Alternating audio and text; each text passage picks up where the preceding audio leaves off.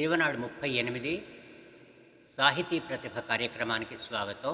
ప్రస్తుత కార్యక్రమంలో professor K Ranganathacharyulu గారు శ్రీశ్రీ సాహిత్యం భావ విప్లవం అనే అంశంపై చేసిన ప్రసంగంతో పాటు మరికొన్ని శ్రీశ్రీ సినీ గీతాలు ప్రసారం చేయబోతున్నాం.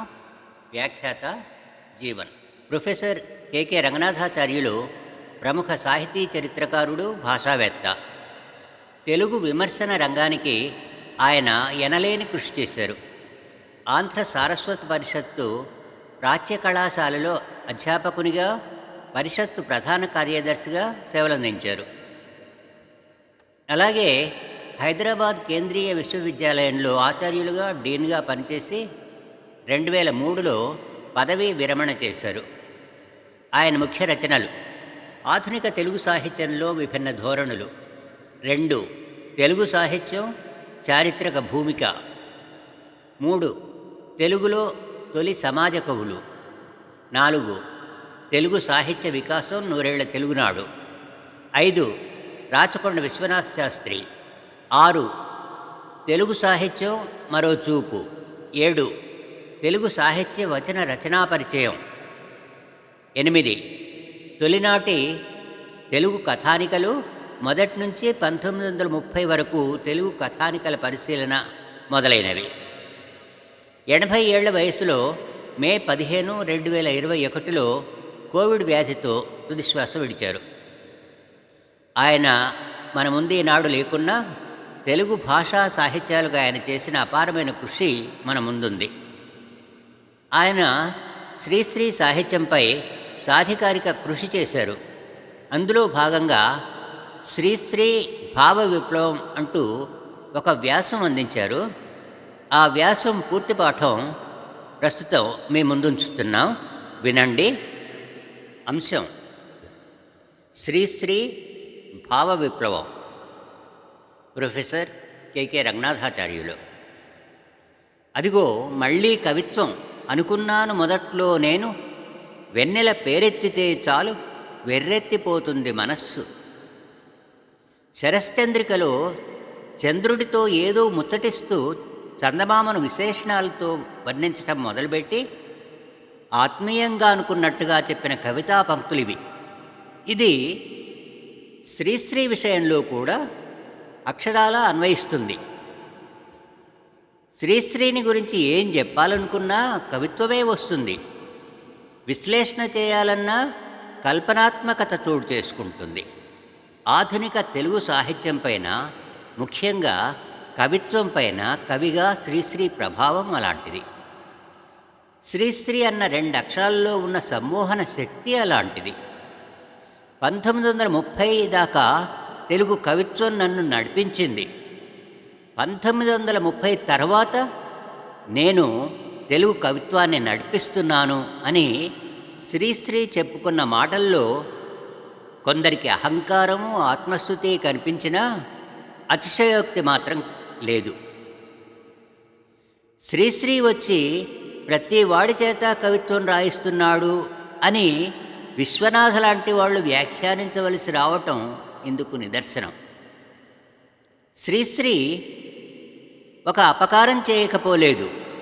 తన తరువాత మరోలా రాయటానికి వీల్లేకుండా చేశాడు అన్న నండూరి రామ్మోహన్ రావు మాటలు ప్రత్యక్షర సత్యాలు. ఎందుకంటే శ్రీశ్రీని గురించి ఏం చెప్పాలన్నా, ఏం రాయాలన్నా ఆయన మాటలతోనే చెప్పాల్సి ఉంటుంది, ఆయన మాటలతోనే రాయాల్సి ఉంటుంది, ఆయన మాటలనే ఉపయోగించాల్సి ఉంటుంది. మరోలా రాయటానికి వీల్లేకుండా తన విమర్శకుల బాధ్యతను తనే పుచ్చుకున్నాడు శ్రీశ్రీ. ఆయన రచనలు చదివిన వారికి అప్రయత్నంగా ఆయన ధోరణులే వెలువడతాయి. శ్రీశ్రీని గురించి వచ్చిన విమర్శలు కవితాత్మకంగానే ఉంటాయి. శ్రీశ్రీ గురించి వచ్చిన సిద్ధాంత వ్యాసాలు కవితాత్మకంగానే ఉంటాయి. ఆయనతో చేసిన ఇంటర్వ్యూల శీర్షికలు అతడు ద్రష్ట, అతడు స్రష్ట, బ్రతుక్కతడు పరాకాష్ఠ వంటి కవితా వాక్యాలుగానే దర్శనమిస్తాయి. మహాప్రస్థానానికి చలన్ రాసిన ముందు మాటతో విశ్లేషణ కూడా అంతకంటే ఎక్కువగా కవితాత్మకత ఉంది. ముద్దుకృష్ణ మార్గదర్శకుడు శ్రీశ్రీ అన్న గొర్రెపాటి నవయుగకర్త శ్రీశ్రీ అన్నా, ఎం హనుమంతరావు విప్లవకవి శ్రీశ్రీ అన్నా, ఆరుద్ర కొత్త ఉద్యమానికి తొలకరి అన్నా, రాచకొండ శ్రీశ్రీ మహాకవి మహామనీషి అన్నా, ఏబీకే విప్లవ పథ నిర్దేశకుడన్నా, సంపత్ శ్రీశ్రీ ఆంధ్ర సాహిత్య చరిత్రలో మైలురాయి అన్నా, అప్పటికీ ఇప్పటికీ అభ్యుదయ సాహిత్యానికి అతడే నాయకుడు అని పురిపండా నిర్ధారణ చేసిన మంచి కవిత్వానికి శ్రీశ్రీ అన్నదే ఒక గొప్ప బిరుదైతే ఎంత బాగుండు అని ఇంద్రగంటి హనుమత్శాస్త్రి అనుకున్నా, తెలుగు సాహిత్యంలో శ్రీశ్రీకి ముందు అంతా శూన్యమే, తర్వాత కూడా శూన్యమే అని సరి అయిన అవగాహన కొరవడి మరొకరన్నా అభిమానం పాలు ఎక్కువగా కనిపించవచ్చు, కానీ ఆధునిక తెలుగు సాహిత్యంలో తిరుగులేని స్థానాన్ని నిరూపిస్తాయి. ఓ నమశివాయతో కాకుండా శ్రీశ్రీ అనే 2 అక్షరాలతో తన పిల్లవాడికి అక్షరాభ్యాసం చేయిస్తానని ఒక అభిమాని కవిత రాయగలిగినంత స్థానం శ్రీశ్రీకుంది.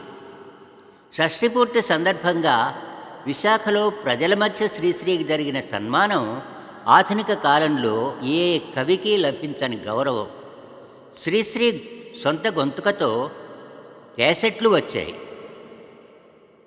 సొంత దస్తూరితో ప్రచురణలు వచ్చాయి. కెవి రమణారెడ్డి లాంటి విమర్శకులు పాడుతా శ్రీశ్రీ గురించి, మీటుతా వందన విపంచి అని శ్రీశ్రీ గురించి కవితలే అల్లారు. శ్రీశ్రీ మరణించిన తరువాత కొన్ని నెలల వరకు దిన వార మాసపత్రికల్లో విషాద గీతాలు, సంస్మరణ గీతాలు వందలాది సంఖ్యలో వచ్చాయి.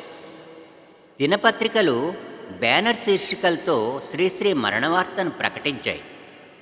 వార మాసపత్రికలు చాలా శ్రీశ్రీ ముఖచిత్రంతో వెలువడ్డాయి. సాహిత్యలోకంలోనే కాదు, తెలుగుదేశంలోనే శ్రీశ్రీకి గల స్థానానికి ఇది తార్కాణం.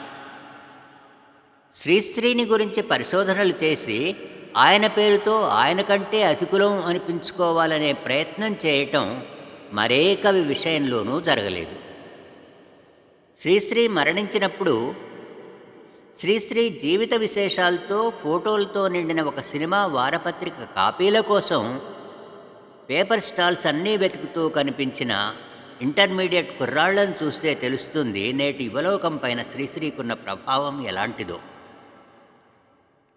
ఎంఏ సమాధాన పత్రాల్లో నన్నయ్య, భట్టుమూర్తి మొదలైన కవులకు సంబంధించి సమాధానాల్లో ఒక్క కొటేషన్ కూడా ఇవ్వని అభ్యర్థులు శ్రీశ్రీకి సంబంధించిన సమాధానాలను ఆయన కవితా ఖండికలతో నింపటం చూస్తే తెలుస్తుంది ఆధునిక కాలంలో శ్రీశ్రీకి గల ప్రాసంగికత, రిలవెన్స్. గత కాలము మేలు వచ్చు కాలము కంటెన్ అని నమ్మిన విశ్వనాథ సత్యనారాయణ, మంచి గతమున కొంచెమేనోయ్ అని నమ్మిన శ్రీశ్రీ కవిత ఓ కవిత అన్న ఖండికను విని కౌగలించుకోవటం విశ్వనాథకున్న సహృదయత కంటే శ్రీశ్రీ కళానికున్న బలానికే ఎక్కువ నిదర్శనం. అట్టే మాట్లాడితే ఈ కొత్త కవుల్లో ఒక్కడే మహాకవి, అతని పేరు శ్రీశ్రీ అని, మహారథి అతిరథుడు అయిన శ్రీశ్రీ అని, ఆధునిక కాలంలో అందరూ అతనిని అనుసరించిన వాళ్లే అని, మరో ప్రపంచ గీతం వినిపించి అతడు రాసిన వాడే ఈ యుగానికి కర్త అని విశ్వనాథ తాను రాసిన హేతువాద యుగం అనే నాటికలో పాత్రలతో అనిపించటం యుగ సత్యాన్ని కాదనలేక మరో రకంగా చెప్పటానికి వీలు లేకుండా చేసిన పనే. శ్రీశ్రీని గురించి వచ్చిన విమర్శలు కానీ ఇచ్చిన అభిప్రాయాలు కానీ ఇంచుమించు అభినందన ధోరణిలోనే జరిగిన గుణ సంకీర్తనలే అంటాడు సంపత్ ఒకచోట. దాన్ని అభినందన ధోరణి అనటం కన్నా కవితా ధోరణి, కల్పనాత్మక ధోరణి అనటం మంచిదేమో. అయితే ఈ పాపం శ్రీశ్రీ అభిమానులది కానీ విమర్శకులది కానీ కాదు, శ్రీశ్రీయే దీనికి బాధ్యుడు. కవిత్వంలోనే కాదు, వచనంలోనూ విమర్శలోనూ పీఠికల్లోనూ కూడా కవిత్వం తొంగి చూస్తూ ఉంటుంది.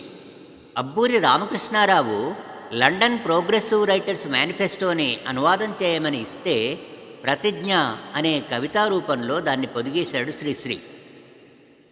కేవి రమణారెడ్డి మాటల్లో చెప్పాలంటే అది అంటే రైటర్స్ మేనిఫెస్టో లక్ష్య ప్రకటన పత్రం కావటం తెలుగు కవిత్వానికి ఇలా లాభించింది.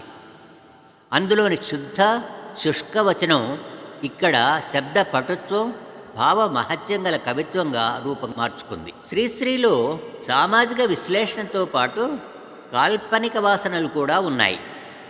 భావుకత ఉంది. కవిగా అది ఆయనకు తప్పదు. పఠాభి ఫిడేల్ రాగాల డజన్కి రాసిన ఇంట్రో కవితా ఖండికలాగానే ఉంటుంది. విచిత్ర సౌందర్యం, సౌందర్యమే విచిత్రం అన్న మాటల్లో కానీ ఒక పదం అనేక అర్థాలను అంతఃపురంలో దాచుకునే వివాహం, ఒక అర్థం అనేక పదాలతో విచ్చలవిడిగా విహరించే వ్యభిచారం రెండూ నచ్చవు నవకవికి అన్న వాక్యాల్లోగానే కవిత్వం కనిపిస్తుంది. ఆరుద్ర త్వమేవాహం అనే కావ్యానికి, అలాగే మల్లారెడ్డి శంఖారావానికి రాసిన పీఠికల్లో కూడా ఇది కనిపిస్తుంది. ఇదే కవితాత్మకత, ఇదే భావుకత శ్రీశ్రీని గురించిన రాతల్లో కూడా కనిపిస్తుంది. యుగపురుషుడు యుగకర్త అన్న భావం మార్క్సియన్ దృష్టితో చూస్తే సరియైంది కాకపోవచ్చు, కానీ ఆ చర్చను పక్కన పెట్టి తన తరంపైన తన తరువాత తరంపైన శ్రీశ్రీ ప్రభావం కేవలం కవితాపరమైంది, శిల్పపరమైంది అని మాత్రమే చెప్పటం శ్రీశ్రీని తక్కువ అంచనా వేయటం మాత్రమే అవుతుంది. మహాప్రస్థాన గేయాలతో శ్రీశ్రీ కవిత్వం ప్రతిభ ఇంకిపోయిందనటం శ్రీశ్రీ కవిత్వాన్ని కేవలం కవిత్వంగా, శ్రీశ్రీని శబ్దం మీద అధికారం గల కవిగా మాత్రమే గుర్తించి అతని సిద్ధాంతాలతో, లక్ష్యాలతో, భావాలతో ఏకీభవించలేని వారి అభిప్రాయం మాత్రమే. శ్రీశ్రీ ప్రభావం సిద్ధాంతాలకు, సమాజానికి, రాజకీయాలకు, కార్యాచరణకు సంబంధించింది కూడా. జీవితంలో ఎన్ని డీవియేషన్స్ ఉన్నా, వ్యవస్థలో భాగంగా అవసరాల కోసం సంక్రమించిన వ్యక్తిగత బలహీనతలు కనిపిస్తున్నా, సామాజిక, రాజకీయ, సైద్ధాంతిక నిబద్ధత విషయంలో శ్రీశ్రీ తన 73 ఏళ్ల జీవితంలో ఒకే లక్ష్యం వైపు పురోగమించాడు. ఎప్పటికప్పుడు యువతరంలో పెల్లుబికే చైతన్యంతో మమేకమై తాను వికాసం చెందాడు. తాను ప్రభావితుడవుతూ తన ప్రభావాన్ని వారిపైన బర్పుతూనే ఉన్నాడు. తాము చేయలేని దాన్ని ఇతరులు చేయాలని చెప్పే ఉచిత సలహాదారులు ఎప్పుడూ ఉంటారు. నిర్వహించిన పాత్రను గురించి కంటే నిర్వహించవలసిన పాత్ర గురించి ఎక్కువగా ఏకరువు పెడుతూ ఉంటారు వీరు.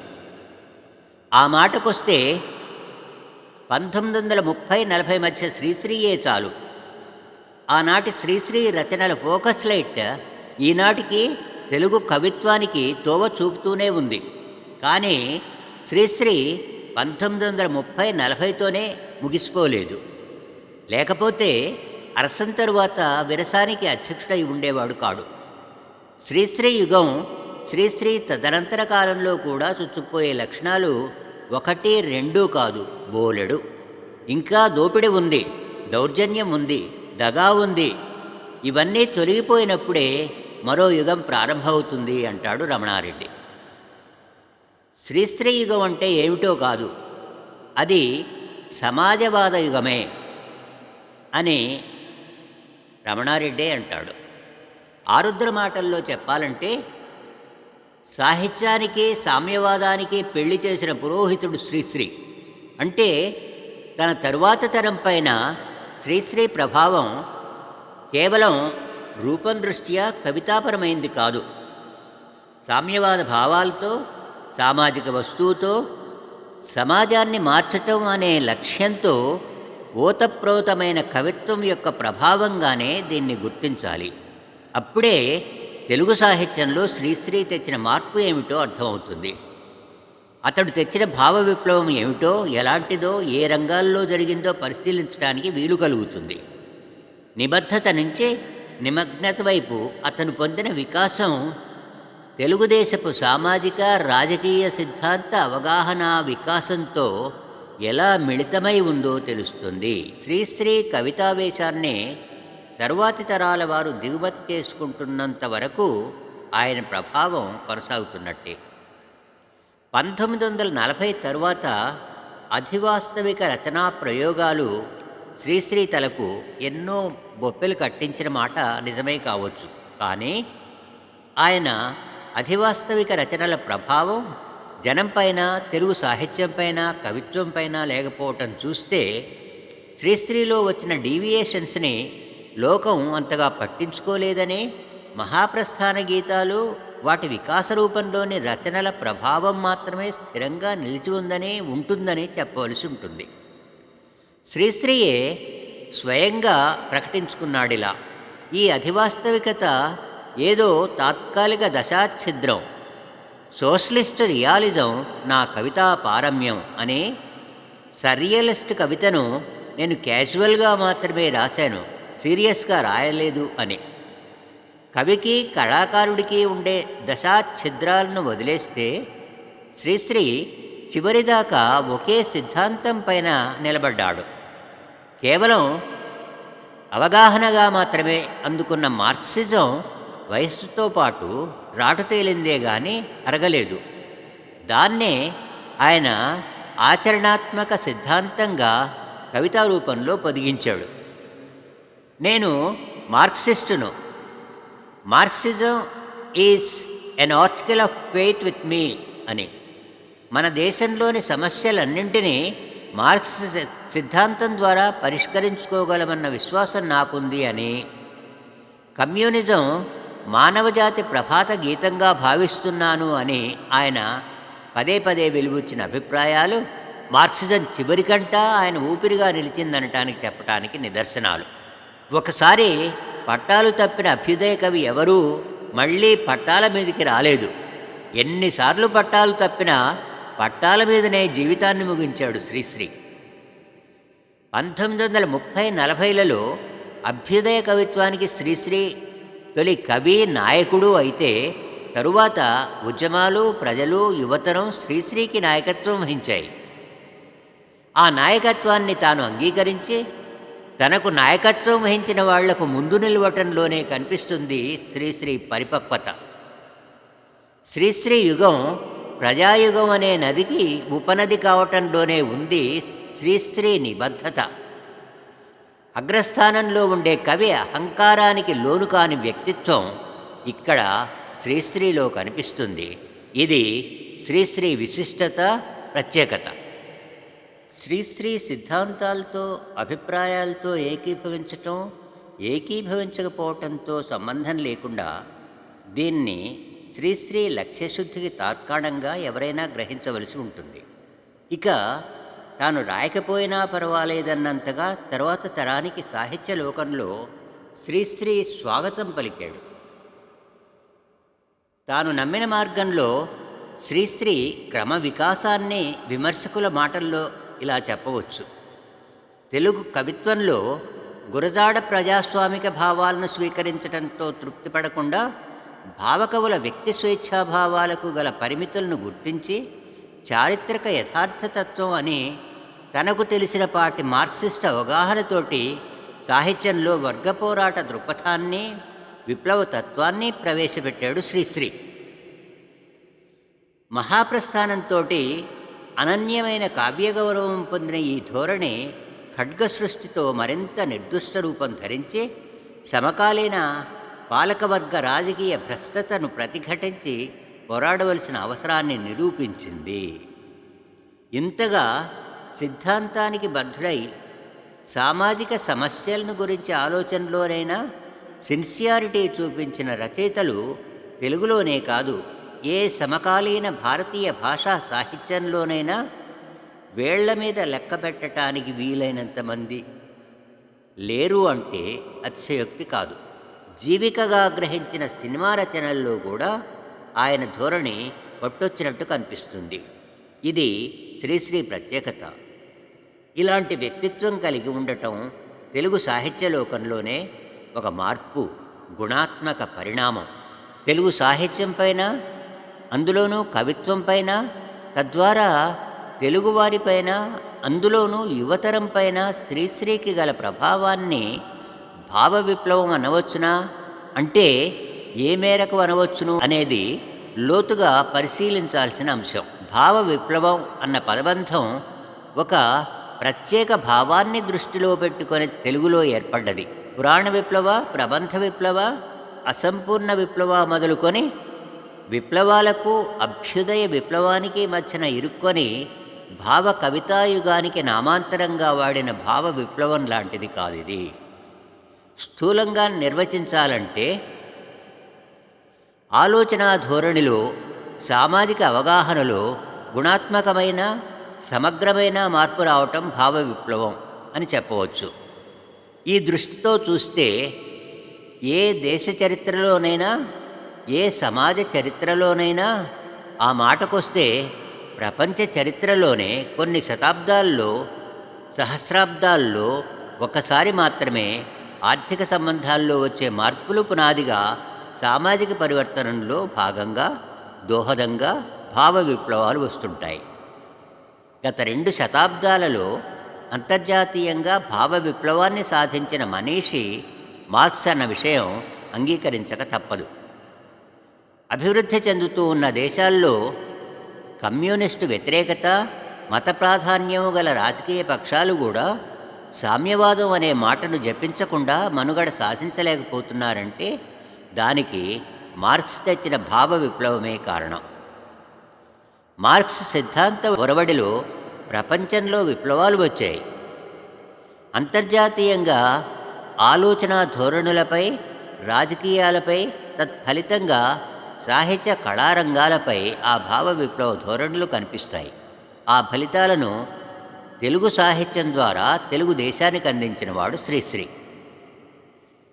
తెలుగు సాహిత్యంలో, తెలుగు సాహిత్య వస్తు సంవరణంలో భావ విప్లవాన్ని సాధించాడు ఆయన. కవిత్వం ద్వారా నేను మరో ప్రపంచం చూశాను, అదే సామ్యవాద ప్రపంచం అని అప్పటికి తెలియదు అని శ్రీశ్రీ అన్నా, మహాప్రస్థాన గీతాలు రాసిన కాలంలో ఈ దేశంలో మార్క్స్ సిద్ధాంతాలకు గల ప్రభావంతో కానీ, ప్రచారంతో కానీ పోల్చి చూస్తే తెలుగు కవిత్వంలో శ్రీశ్రీ తెచ్చిన భావ విప్లవ ప్రాధాన్యత మనకు అవగతం అవుతుంది.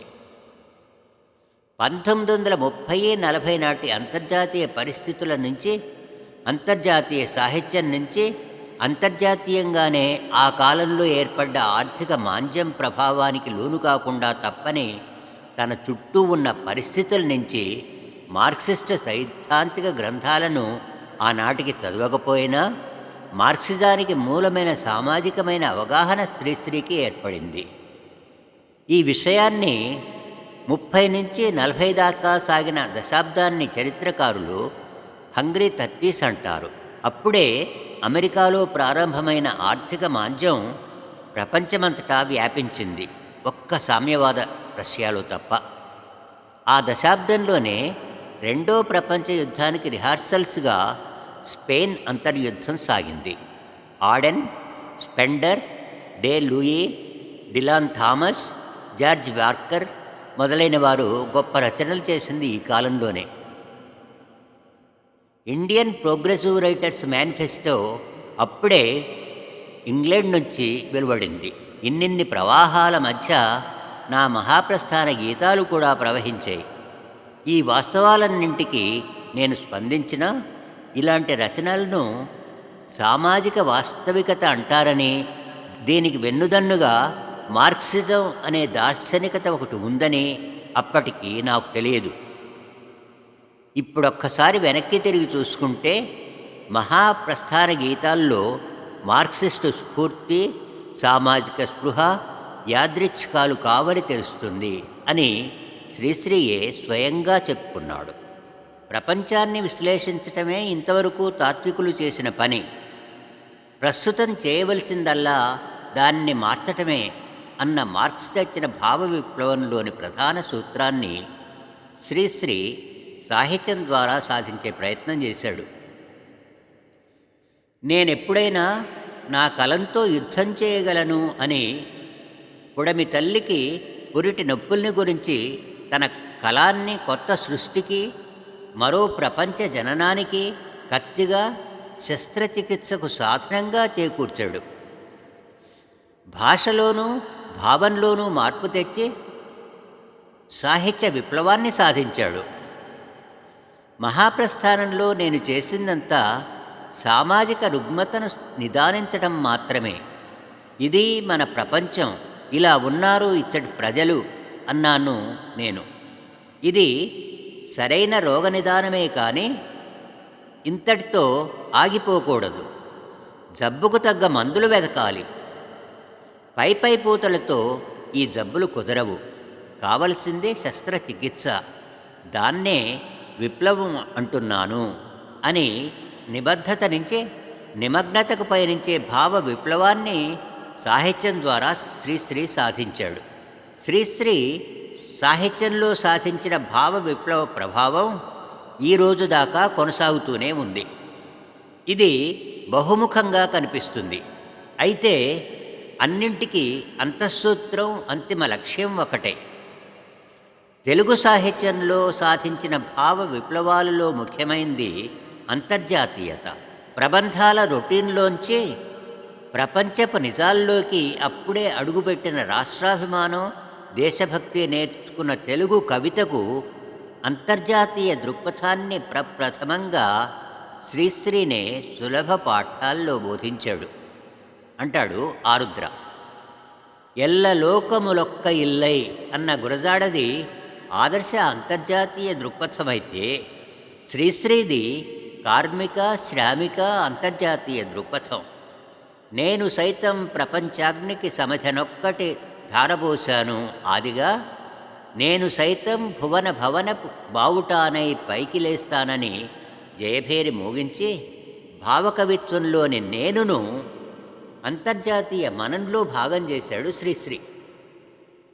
చీనాలో రిక్షావాలా, చెక్ దేశపు గని పని మనిషి, ఐర్లండున ఓడకళాసి, అణగారిన ఆర్తులు భూగోళంలో ఏ మూల ఉన్నా ఎవరైనా అంతర్జాతీయ మానవుడు శ్రీశ్రీ కవితా లక్ష్యం. భావకవులైన కృష్ణశాస్త్రి వంటి వారు రానున్న విధానంలో సాధారణ మానవుడే మకుటధారి. పురోగమిస్తున్న లోకాన్ని ప్రతిఘటింపజూసేవాడు ఎప్పుడూ అభ్యుదయవాదులు కాదాలరు. ఈ ధనిక సమాజం పోవాలనుకోవటమే అభ్యుదయం. ఇది మనసులో పెట్టుకుని రాసేదే అభ్యుదయ రచన అని ప్రకటించటం శ్రీశ్రీ ద్వారా సాహిత్యంలో వచ్చిన భావ విప్లవ ఫలితం. మార్క్సిజం అవగాహన వల్లనే సాధారణ మానవుని గోడు వినిపించని గత చరిత్రను విశ్లేషించే శక్తి శ్రీశ్రీకి పట్టుబడింది.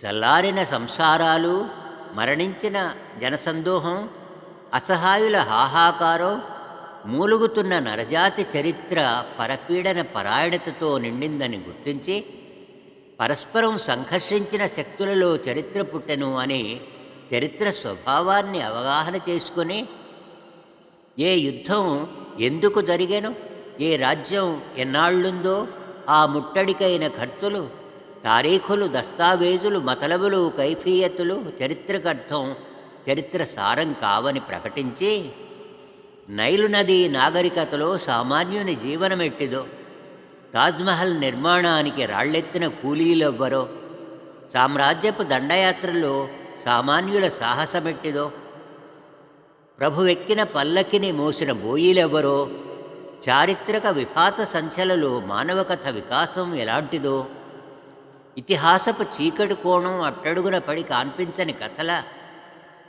అన్నీ కావాలన్న శ్రీశ్రీ చారిత్రక దృక్పథం దేశ చరిత్రల గీతంలో కనిపిస్తుంది. అంతర్జాతీయ దృక్పథంలో భాగంగా ఈ చారిత్రక దృక్పథం శ్రీశ్రీ సాహిత్యంలో సాధించిన భావ విప్లవంలో భాగం. సండ్ర రాజేశ్వరరావు గారి మాటల్లో చెప్పాలంటే, దేశ చరిత్రలు అనే గేయం కమ్యూనిస్టు ఉద్యమ పితామహుడైన మార్క్స్ మహనీయుని ఇంతవరకు గడిచిన చరిత్ర వర్గ పోరాటాల చరిత్ర తప్ప వేరేమీ కాదు అన్న అభిప్రాయానికి సుందరమైన, ఉత్తేజపూరితమైన పద్యరూపం. వస్తువులో శ్రీశ్రీ సాధించిన విప్లవ ప్రభావం శ్రీశ్రీ తరువాత అభ్యుదయ కవులు విప్లవ కవులపైనే కాకుండా కమ్యూనిస్టు భావాలు లేని కవులపైన కూడా కనిపిస్తుంది.